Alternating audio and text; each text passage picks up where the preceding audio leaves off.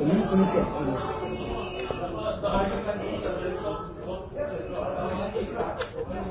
بص يا جماعه، اي كيس اي ست ريحتها خالص دي، ريحتها كاتشب ما بتشخش ديت يا جماعه وبتنكن.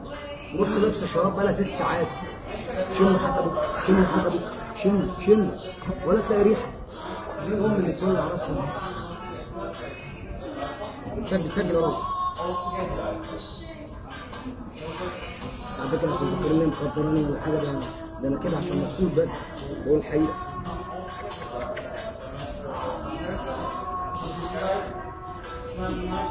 واحد يسألني الجزمة دي بكام؟ الجزمة دي جبناها ب50 دولار. 50 دولار. منين بقى؟ من العيب. هي جابت لي 5. جابت لي الثانية؟ نفسي حد من المشاهدين يجي يشوفوا ريحتي. مش هيلاقوا حاجة.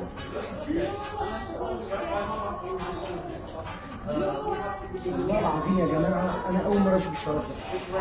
انا عارف ان الشراب بيبقى لغايه فين، لكن الشراب حته هنا هتبص.